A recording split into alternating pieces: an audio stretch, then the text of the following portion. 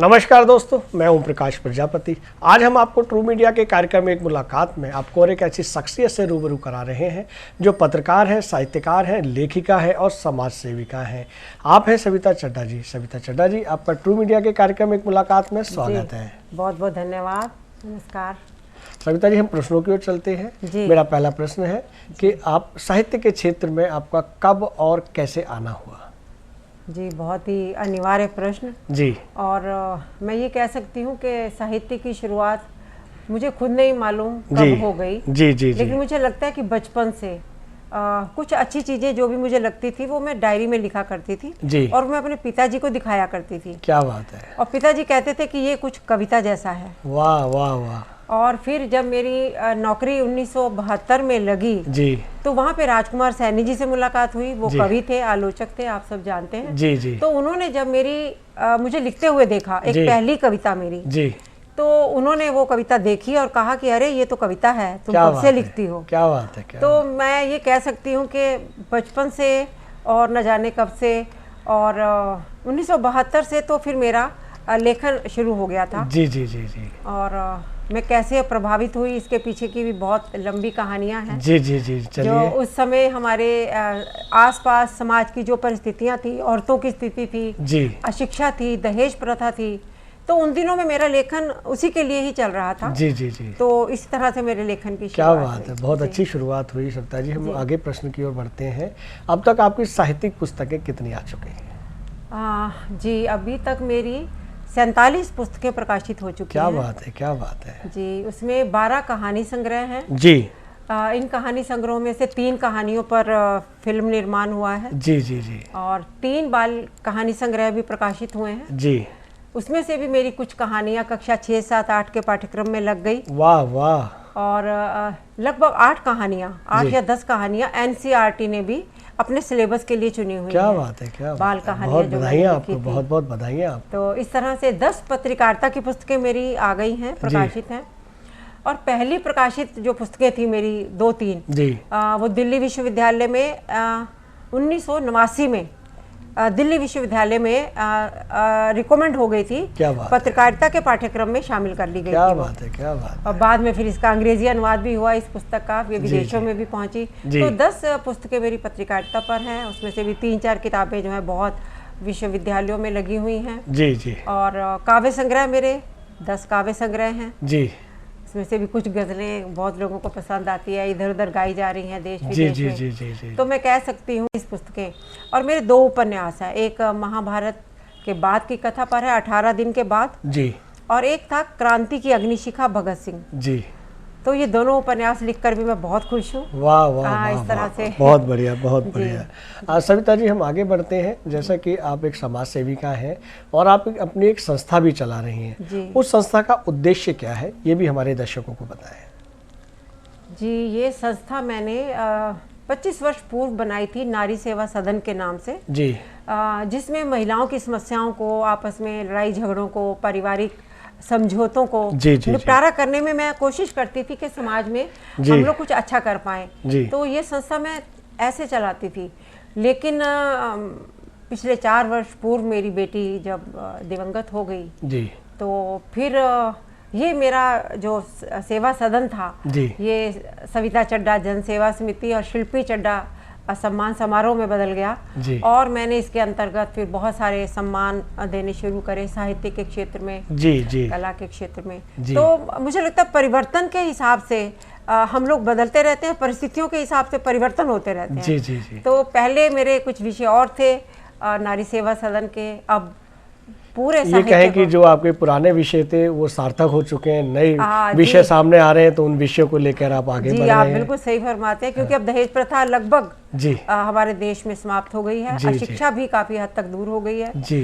तो परिस्थितियां और समस्याएं जैसे जैसे आती हैं, तो लेखक को उसी पर ही मुझे लगता है लेखन भी करना चाहिए। आपकी जो शिल्पी चड्ढा सम्मान देते हैं, आपने जो संस्था के माध्यम से हर साल देते हैं, मुझे भी सौभाग्य मिला है, हीरो में हीरा सम्मान 2021 आपने दिया है। ऐसे अनेक साहित्यकारों को, साहित्य प्रेमी को, समाज सेवकों को आपने दिया है। इसका उद्देश्य क्या है? आप सम्मान देकर लोगों को उत्साहित करते हैं कि आप ऐसा और आगे करें और अच्छा करें, क्या उद्देश्य है? जी, मेरा ये मानना है कि ईश्वर ने हम सबको जो जन्म दिया है वो हीरे की तरह है जी। हम सब हीरे हैं, जो भी मनुष्य इस दुनिया में पैदा हुए हैं।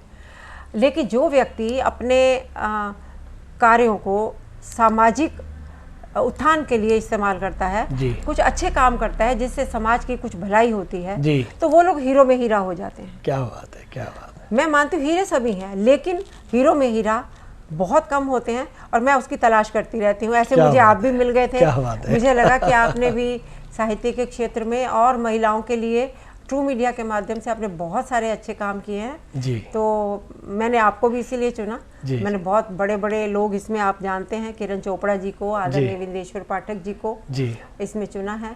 तो मेरी तलाश जारी रहेगी। बहुत अच्छे लोगों की तलाश। धन्यवाद, आपने ट्रू मीडिया को चुना, उसके लिए बहुत बहुत धन्यवाद। सविता जी, हम आगे बढ़ते हैं। सविता जी, जैसे आप 4 दशक से अपनी चला रहे हैं, 4 दशक से जो आपने पढ़ा लेखनी में और आज जो मौजूदा स्थिति में जो लेखनी चल रही है, उसमें क्या फ़र्क आया, क्या अंतर आया है, कृपया उसे बताएं। जी, ये भी बहुत अच्छा और सार्थक प्रश्न है। अगर हम आज के साथ उसको जोड़ के देखते हैं जी, तो जो मैंने पहले पढ़ा या जो हम सब ने पहले पढ़ा जी, उस लेखन में और आज के लेखन में बहुत अंतर आ गया है जी।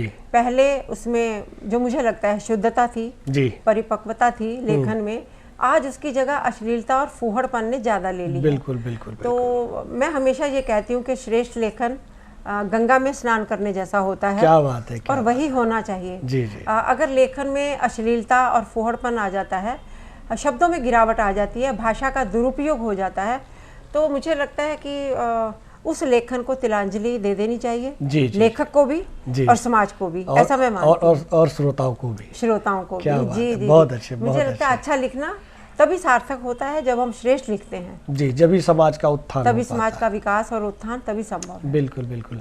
सविता जी, हम आगे बढ़ते हैं। जैसा कि सभी जानते हैं कि आपने साहित्य के क्षेत्र में पूरे भारत में भ्रमण किया है जी। हम ये जानना चाहते हैं, भारत के अलावा आपने कितने देशों में साहित्य की यात्रा की है?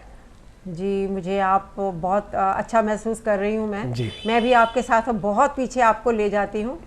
मैं सबसे पहले गई थी 6ठे विश्व हिंदी सम्मेलन में भाग लेने के लिए 1999 में जी। तब के भी मुझे बहुत सारे अनुभव हैं, लेकिन समय की सीमा है तो मैं उसमें ज़्यादा नहीं जा रही। उसके बाद मुझे न्यू जर्सी में जाना पड़ा। वैदिक स्टडीज भूदेव शर्मा जी का एक आयोजन था और उसमें मुझे पर्चा पढ़ना था 18 दिन के बाद अपने उपन्यास पर। अच्छा अच्छा अच्छा। तो वो भी बहुत मुझे अच्छा लगा था। इसमें मैंने भीष्म पितामह की सारी शिक्षाओं को और उस पर बहुत अच्छा मतलब मुझे लगा वहाँ जाकर। तो दूसरी यात्रा मेरी न्यू जर्सी की रही जी। फिर मेरा अभी ताशकंद में जाना हुआ एक विश्व मैत्री मंच के सम्मेलन में, और ऑस्ट्रिया, नीदरलैंड, जर्मनी, वहाँ पर भी मेरी बहुत यात्राएं रही। नेपाल में गई मैं, दुबई गई, बहुत सारी यात्राएं और बहुत सारे पर्चे पढ़े गए, बहुत सारे साहित्यिक लोगों से मुलाकात क्या बात है, क्या तो मुझे लगता है कि मेरा जीवन काफ़ी हद तक सफल रहा। और अगर और आगे अच्छे लोग मिलते रहे और मुझे जाने के अवसर मिले तो मुझे बहुत करते हैं कि ये सिलसिला ऐसे ही आपका जारी रहे। हम आगे बढ़ते हैं कि आपको सामाजिक उत्थान का, लेखन का और जीवन का बहुत अनुभव है, क्योंकि आप वरिष्ठ साहित्यकार हैं। एक सामान्य व्यक्ति को जीवन जीने के लिए, ईमानदारी से समाज में रहने के लिए क्या क्या करना चाहिए, कैसे जीना चाहिए? जी, बहुत मुझे अच्छा लग रहा है इस प्रश्न का उत्तर देते हुए। मैं प्रजापति जी, मैं आपको अपने कुछ अनुभव बताना चाहती हूँ जी। मैंने अपने जीवन में 2-3 बातों को अपनाया हुआ है हमेशा के लिए जी। जैसे मेरे पिताजी अक्सर कहा करते थे और वो समझाया भी करते थे कि बेईमान होने से असफल हो जाना ज्यादा अच्छा है। वाह, क्या बात है, आपने तो आदमी को जी बहुत कुछ कह दिया इन 2 पंक्तियों में। बेईमान नहीं होना, बेशक असफल हो जाए, एक बात ये मैं हमेशा अपने साथ मंत्र के रूप में रखती हूँ जी। और एक कबीर जी का जो मुझे पंक्तियां हमेशा याद रहती हैं कि कबीरा आप ठगाइए और न ठगिए कोई, आप ठगे सुख उपजे और न ठगिए कोई, दूसरों को धोखा नहीं देना। बिल्कुल, ये जीवन में एक मंत्र जो मैंने बनाया हुआ है जी, जी, जी। और मैं सोचती हूँ कि और भी बहुत सारी बातें हैं जो जीवन में हमें शिक्षा देती हैं। बहुत सारी पुस्तकें हमने पढ़ी हैं, रामायण है, गीता है, उनके बहुत सारे सार हैं कि कर्म करते रहो, फल की इच्छा ना करो। ये अपने आप में बहुत बड़ा मंत्र है। तो मुझे लगता है ऐसी कुछ बातों को हमें जैसे जब हम छोटे थे तो डूज एंड डोंट्स पढ़ते थे जी, ऐसे हमें अपने जीवन में कुछ काम न करने के लिए सोच लेना चाहिए, तो मुझे लगता है कि फिर हम बहुत कामयाब हो सकते हैं। बिल्कुल, कुछ काम जीवन में कभी नहीं करने, हमेशा मतलब ईमानदार रहना है, कभी बेईमान नहीं होना, दूसरों को धोखा नहीं देना जी, और कर्म करते रहना है, और सकारात्मक रहना है, और पॉजिटिव जी, सकारात्मकता रहे जी, जी, जी। तो मुझे लगता है ये बातें मुझे हमेशा प्रिय रही हैं। बहुत महत्वपूर्ण बातें हैं जीवन में, इन्हें हमें जीना चाहिए।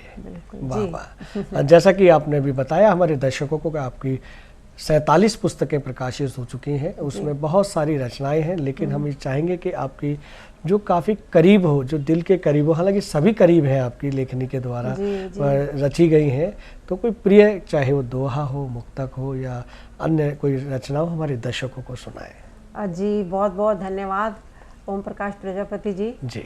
मैं अपनी अगला प्रश्न देने से पहले मैं आपका बहुत बहुत शुक्रिया अदा करती हूँ कि आप मेरे साथ इतनी सार्थक जो मेरे जीवन के प्रश्न हैं, आप उनका उत्तर मेरे हैं, जो आपके दर्शक हैं, पूरे सुनने वाले हैं, और जो कैमरामैन हैं सामने, मैं आप सबका आभार व्यक्त करती हूँ। मैं ये जो प्रश्न है इसका उत्तर मुझे बहुत ही मतलब अच्छा लग रहा है। आपको मैं एक मुक्तक सुनाती हूँ।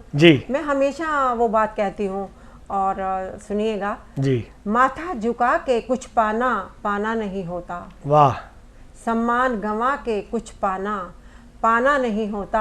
वाह वाह वाह। यूं तो मिल सकते हैं सबको दुनिया के समुंदर, आहा, पर समुंदर ही तो दुनिया में सब कुछ नहीं होता। क्या बात है, क्या बात है, वाह वाह। ये मुझे आपने बहुत ही पसंद का है। मैं हमेशा एक और आप कोई रचना सुनाइए। एक मुझे और अभी याद आ रहा है जी, कि लाख पलकों पे बिठा ले, शहद के मीठे बोल बोल ले आकर, वाह, आपकी राह में गुलाब की पंखुड़ियां बिछा दे, पर जो लोग दिल से उतर जाते हैं तो उतर जाते हैं। वाह वाह वाह वाह वाह, बहुत। तो मुझे लगता है कि हम ये प्रयास करें अपनी वाणी से, अपने कर्म से, कि हम दूसरों के दिल से कभी उतरे नहीं, वाह, उनके साथ रहें, उनको अपने साथ रखें जी, जी, तो इस तरह से कुछ भाव बन जाते हैं जी।